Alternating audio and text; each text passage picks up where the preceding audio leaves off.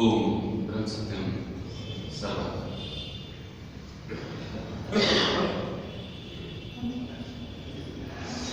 और मनुष्य अपने जीवन को व्यतीत करता है। जब भी किसी का जन्म होता है अपने घर में, तो एक सामान्य जीवन अपने ही पुत्र को या पुत्री को देने की कोशिश करता है। पहले वो पढ़ाई लिखाई के लिए अपने संतान को भेजता है और उसके पश्चात कैसी शिक्षा उसकी अच्छी होनी चाहिए वो शिक्षा भी देने की कोशिश करता है। और इसके साथ साथ क्या उसको बनना है यानी लक्ष्य है उसका, ये भी निर्धारित करने की कोशिश करता है। और उसी के आधार पर उसकी पढ़ाई लिखाई, उसके स्कूल में एडमिशन, वो मनुष्य जो है अपने ही संतान के लिए फिक्रमंद होकर वो काम करने लगता है। कैसे व्यक्तियों के साथ हमारे संतान को बैठना चाहिए, उठना चाहिए, वो भी निर्धारित करता है, उसके लिए भी देखता है। जैसे जैसे पुत्र या पुत्री बड़ी होती है वैसे वैसे उसके जो लक्ष्य या जो उसकी बातें हैं वो अलग भी हो जाती है। और उसी के आधार पर जैसा कि उसका चरित्र होता है, जैसे उसकी जीवन होता है, वो जीवन के आधार पर अपने ही संतान के निर्णयों को परिवर्तित करने की भी कोशिश करता है।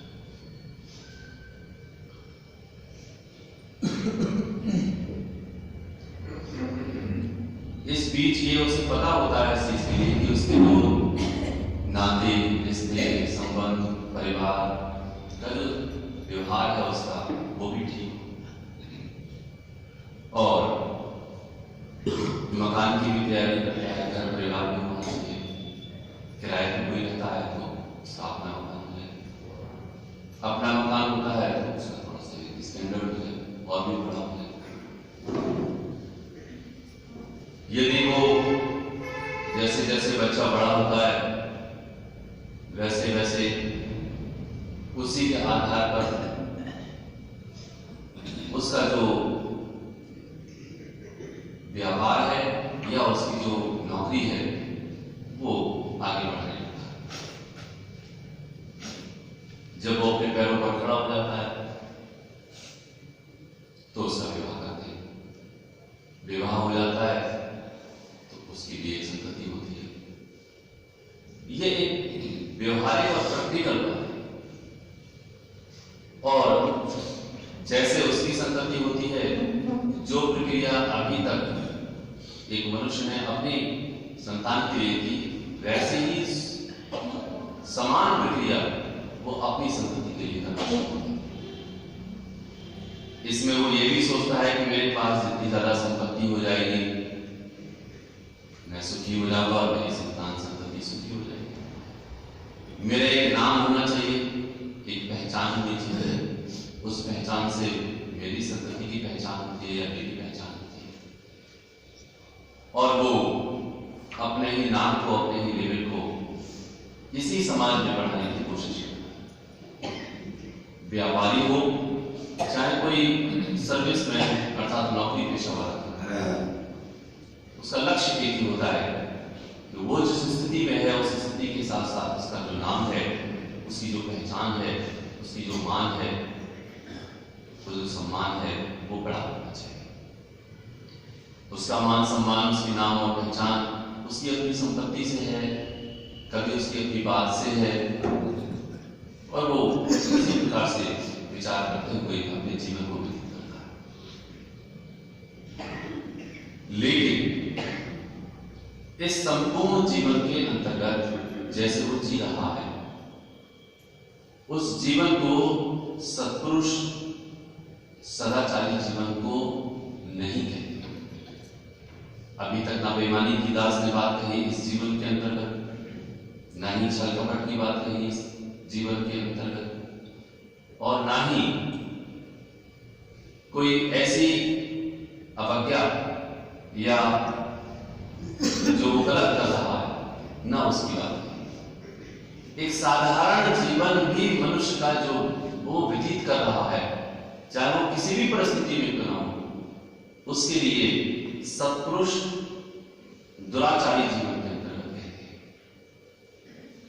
इसीलिए जिस जीवन की दास ने आप सबके सम्मुख की व्याख्या की वो हम सबका जीवन है, लेकिन जब जीवन की सदाचारी की बात आए कि हमें सद आचरण में अपने जीवन को व्यतीत करना है, तो सत्पुरुष एक वचन हम सबको देते हैं।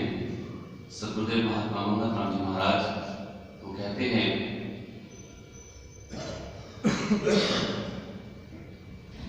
सदाचार यानी सद आचार, इसके उलट दुराचार यानी मिथ्याचार। सदाचार यानी सद आचार, इसके उलट दुराचार यानी मिथ्याचार। इस वास्ते सत निश्चय के बगैर जो कुछ भी सोचना या करना है वह दुराचार की बुनियाद ही है। जो जीवन हमने अभी जो व्याख्या सुनी, ये व्याख्या ईश्वर के बगैर व्याख्या है। उसका जो जीवन है, उसका जो लक्ष्य है वो ईश्वर नहीं है। यदि किसी मनुष्य के जीवन का लक्ष्य ईश्वर नहीं है तो हर हालत में वो जो जीवन जी रहा है वो जीवन उसकी दुराचार की बुनियाद है, वो पाप है। क्योंकि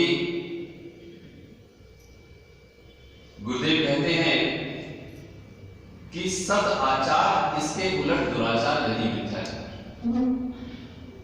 गुरुदेव कहते हैं कि जीवन में जो मनुष्य जो जीवन व्यतीत कर रहा है, जो उसका जीवन है, उस जीवन में दो आधार होंगे, या तो सत का आधार होगा या असत का आधार होगा। सत कहते हैं ईश्वर के लिए और असत कहते हैं ईश्वर के अतिरिक्त जो भी वो कर रहा है वो उसका असत है। कोई मनुष्य कितना भी अच्छा क्यों ना हो जाए, यदि उसका गमन ईश्वर की ओर नहीं है, उसका लक्ष्य ईश्वर नहीं है, तो हर हालत में वो पाप की बुनियाद रख करके अपने जीवन को व्यतीत करना है। ये बात गहराई से तब समझ में आती है जब कोई मनुष्य 5 नियमों का पालन करते हुए बुद्धि में सत्य का बल रख करके विचार करता है, क्योंकि उसकी बुद्धि का बल ही नहीं है। और बुद्धि का बल कैसे आता है? बुद्धि में सत्य या जो ये शास्त्र का आधार है, शास्त्र के गहरे वचन हैं, इन वचनों का मर्म कोई मनुष्य या कोई जीव कैसे जान पाता है? तब उसके लिए गुरुदेव कहते हैं कि उसको 5 नियमों को धारण करना ही पड़ेगा। जैसे जैसे वो ईश्वर की ओर कदम बढ़ाएगा, इन नियमों का पालन करेगा, वैसे वैसे उसकी बुद्धि सत्य में, अर्थात जो उसका जो विवेक है वो इस स्थिति तक पहुंचेगा कि शास्त्र में कहना क्या चाहते हैं। शास्त्र तो सारा का सारा वर्णन कर रहे हैं,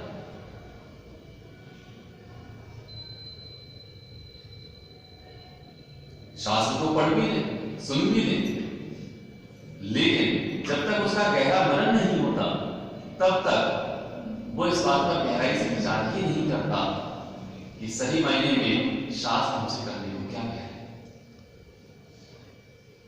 इसीलिए गुरुदेव कहते हैं जो प्रभु परायणता को छोड़कर वैसे ही सदाचार का ढोल पीटते हैं, उन अनजानों को अभी सदाचार का पता ही नहीं है।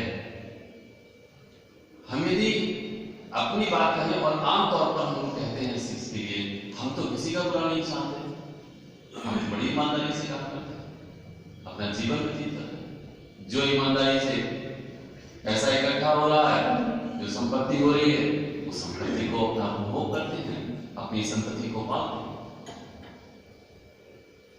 अब गुरुदेव कहते हैं कि जो प्रभु परायणता को छोड़कर वैसे ही सदाचार का ढोल पीटे अच्छा जीवन वो समझते हैं अपना, कि हमारा जीवन अच्छा है, तो कहते हैं प्रभु परायण जीवन के अतिरिक्त जो भी जीव इस बात को समझता है कि मेरा जीवन अच्छा है, मेरा जीवन सुधरा हुआ है, वो कहते हैं कि उन अनजानों को अभी सदाचार का पता ही नहीं, यानी सत्य के आचरण का पता। इसीलिए जब वाणी आती है तो कहते हैं कि सदाचार है शिरोमणि, सत मार्ग निरंकार, मंगल तिस्मे जोर मरे सो ही जान। जो सदाचारी जीवन है वो शिरोमणि है, तो सारे के सारे जीवन से सबसे ऊपर है। सत मार्ग है, जो सत मार्ग है, जो ईश्वर का मार्ग है, उसके अतिरिक्त और कोई भी मार्ग शिरोमणि नहीं है। इसीलिए गुरुदेव कहते हैं जो भी जीव इसमें रमता है या यूं कहें मरता है, जीते जी सो ही जान अवतार, सही मायने में उसने अपने चोले को धारण करके अपने जीवन को व्यतीत किया। वरना वो जो वचन हम सब सुनते हैं कि सद आचार यानी इसके उलट दुराचार यानी मिथ्याचार, ईश्वर के अतिरिक्त सत्य के निश्चय के बगैर जो कुछ भी सोचना है और जो कुछ भी करना है वो दुराचार की बुनियाद है।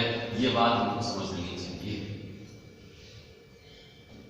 यदि मेरा लक्ष्य, मेरी जीव का लक्ष्य ईश्वर नहीं है, तो हमें मान लेना चाहिए कि आज नहीं तो कल, और कल नहीं तो परसों एक दिन मेरा वो वक्त आएगा जो मैं वास्तविकता में तमोगुणी हो जाऊंगा, क्योंकि संपूर्ण प्रकृति 3 गुणों से युक्त है।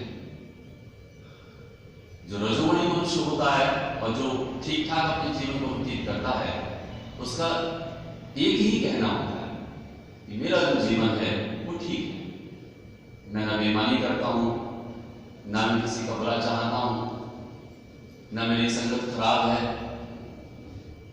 और ना ही मेरी बहुत बड़ी आकांक्षाएं और इच्छाएं हैं। लेकिन इसके साथ वो ये नहीं समझता कि यदि तेरा लक्ष्य ईश्वर नहीं है तो ये सारी की सारी जो अच्छी बात है वो एक दिन रजोगुण का जो प्रभाव होगा वो बढ़ता चला जाएगा और वो रजोगुण स्वतः ही तमोगुण में बदल जाएगा। इसीलिए गीता कहती है रजसा तू फल दुःखम, राजसी भोगों का फल दुख ही है। तो वचन कोई गलत नहीं होते, हमको ये बात गहराई से समझनी चाहिए कि आज जो भी मेरे पास भोग सामग्री है, जो भी मेरे पास संपदाएं हैं, उन संपदाओं में मुझे अपने जीवन को कैसे व्यतीत करना चाहिए, उनका कैसे उपभोग करना चाहिए।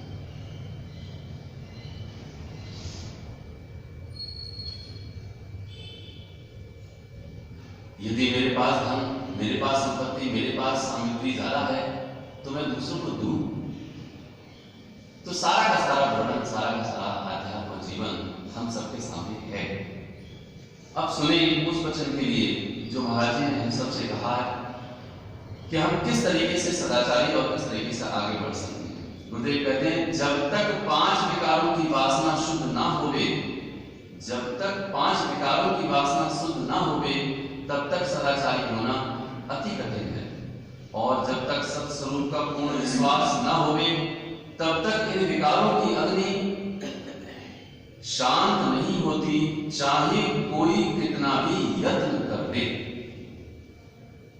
ये जो वचन है अब तक दास ने जितनी बार आप सबके सम्मुख रखी, ये उस बात का अवलोकन है कि हम अपने जीवन का निर्धारण और अवलोकन तो करें इस बात के लिए कि आखिर हम अपने जीवन को व्यतीत कैसे कर रहे हैं, जो जीवन मैं गलत समझता ही नहीं। तो अब हमारा जीवन यदि गलत है, हम समझते हैं, इस बात को स्वीकार करते हैं, तो कैसे सही किया जाए। उसके लिए गुरुदेव कहते हैं कि जब तक 5 विकारों की वासना शुद्ध ना होवे, ये जो 5 विकार हैं उसकी जो वासनाएं हैं वो जब तक शुद्ध नहीं होती तब तक जो जीवन सदाचारी है उसका होना अति कठिन। 5 विकार महा दुखदाई, जले सकल संसारा, परमार्थ प्रतीत नहीं जीत पाए सारा। तो इसका गहराई से एक एक जो विकार है उसका मुझे अपने आप में देखना होगा, कहीं मेरा विकार कोई प्रबल तो नहीं है। काम, क्रोध, मोह, लोभ और अहंकार, मेरी काम वासना, मेरा क्रोध, मेरा मोह और मेरा लोभ, इसका जैसे जैसे मनन कोई जीव करता है कि मेरे अंदर ये वासनाएं कितनी, वैसे वैसे उसको ये समझ में आने लगता है कि हाँ ये मेरे अंदर कमी है। यदि मैं धन की, संपत्ति की इस समय भी चाह रखता हूं, इस समय भी बढ़ाने की कोशिश करता हूं, तो मेरा लोभ प्रबल है। आज भी यदि मेरी जो देह है मैं उसको संवारने की कोशिश करता हूं, वो मेरी देह बनी रहे, मैं देह पर अधिक से अधिक समय को व्यतीत करता हूं, तो मेरी देह परायणता है, ये मेरी देह के प्रति मोह है। इसीलिए कहते हैं मोह विकार व्याधिन कर मूला, तिन से उपजै बहुविध सूला। मोह विकार व्याधिन कर मूला, मोह सारे विकारों का मूल है। और जैसे ही मुझे अपने ही देह से मोह होता है, वैसे ही मैं अपने कुटुंब को देखने लगता हूं, तो वाणी तो साफ है। तो एक एक जो विकार है मुझे उसका अवलोकन करना होगा, चाहे मेरा मोह का विकार है, चाहे मेरा लोभ का विकार है। अब देखिए क्रोध का विकार, तो बात ही बात में मेरा जो पारा है, जो मेरा क्रोध की अग्नि है, वो मेरी बढ़ जाती है। इसका सूत्र भगवान कृष्ण ने गीता के अंतिम श्लोकों में दिया। दूसरे अध्याय के अंतिम श्लोकों में जब भगवान कृष्ण ने कहा, तो कहते हैं कि जैसे जैसे मनुष्य अपनी कामनाओं को, अपनी इच्छाओं को दूसरे पे आरोपित करता है, चाहता है कि तुम मेरा काम, मतलब मैं जो कह रहा हूं वो ठीक है और तुमको ऐसा करना चाहिए। यदि दूसरा व्यक्ति मेरी इच्छा के अनुरूप नहीं चलता, ये गीता है, वैसे ही क्या होता है, उसको क्रोध आ जाता है। और जैसे ही क्रोध आता है वैसे ही उसकी बुद्धि शून्य हो जाती है, अर्थात काम करना बंद कर देता है। और जैसे ही बुद्धि शून्य होती है, उसका सब कुछ खत्म होता है। तो कहीं ऐसा तो नहीं कि मैं अपने दैनिक कर्मों में, दैनिक जीवन में हमेशा ये चाहता हूं कि दूसरा व्यक्ति मेरे अनुसार चले, दूसरा व्यक्ति मेरे कहे के अनुसार रहे। यदि वो नहीं रहता तो मुझे क्रोध आता है। तो काम, क्रोध, मोह, लोभ और अहंकार, एक काम वासना है जो सबसे पहले कि हर वक्त मुझको यही दिखाई देता है, नर को नारी और नारी को नर, तो काम वासना, उसी में वो लवलीन है। और अहंकार का जो रोग है वो इतना सूक्ष्म है, इतना बारीक है, जिसके बारे में वर्णन करना बड़ा कठिन। वो कितनी जल्दी और सूक्ष्म रूप से अंदर ही विद्यमान रहता है, ये तो केवल प्रभु की कृपा और गुरु की कृपा जब होती है तब उसको समझ में आता है। वरना बड़े बड़े सत्वगुणी मनुष्य भी, जो जीव सत्य में रहते हैं, उनको भी इस रोग ने छोड़ा नहीं। इसीलिए तुम तुम्हार सेवक असुरारी, तुम तुम्हार सेवक असुरारी, ये जो चौपाई की लाइन है, इसको कहते हैं हेतु रहित जग जुग। बगैर हेतु के इस सारे जगत में यदि मेरा कोई उपकार करने वाला है तो केवल दो हैं, एक तुम और एक तुम्हारा सेवक। हेतु रहित जग जुग उपकारी, तुम तुम्हार सेवक असुर। तब वो जीव इस प्रकार से सोचता है कि मेरे अंदर जो विकार हैं उन सारे विकारों में मेरे विकार किस प्रकार से कम हो और कम होकर के मेरी जो गति है वो मेरी ईश्वर की तो ये जो वचन दास ने आप सबके सम्मुख रखा कि जब तक 5 विकारों की वासना शुद्ध न हो, तो हमने इन 5 विकारों की वासनाओं को शुद्ध करना, तब तक सदाचारी होना अति कठिन है। और जब तक सत्स्वरूप का पूर्ण विश्वास न होवे तब तक इन विकारों की अग्नि शांत नहीं होती। अब जो 5 विकारों की अग्नि है वो किस प्रकार शांत होने की बात है? सबसे पहली बात है कि मेरा विश्वास पूर्ण है। आज अधिकतर मनुष्यों को अपनी संपत्ति पर विश्वास, अपने आप पर विश्वास, लेकिन ईश्वर पर विश्वास कितना है ये बात तब पता चलती है जब उसे दुख मिलता है। जो घटनाक्रम घट रहा है उस घटनाक्रम के घटने में वो ईश्वर की मर्जी को नहीं देखता, तब उसको विश्वास का पता चलता है। ऐसे विश्वास का पता नहीं चलता उसको, क्योंकि वो तो अपनी ही करनी या अपनी ही इच्छा के अनुरूप वो चाहता है कि सही मायने में वही हो जाए जो मैं चाहता हूं, क्योंकि विश्वास साधारण नहीं होता। स्वामी विवेकानंद रामकृष्ण परमहंस के सम्मुख बैठे हुए हैं और ये अंतिम स्थिति है रामकृष्ण परमहंस की जो इस संसार से विदा हुए। ऊपर पंखा चल रहा है, रामकृष्ण परमहंस लेटे हुए हैं, स्वामी विवेकानंद बैठे हुए हैं और केवल एक ही बात का विचार कर रहे हैं, ये कैसे गुरु हैं, ये कैसे ईश्वर हैं जो अपनी अंतिम और दयनीय स्थिति को भी बदल नहीं सकते, कुछ खा नहीं सकते, क्योंकि उनको रोग था कैंसर का और उसमें मवाद था, वो मवाद खुल गया था अंदर भी,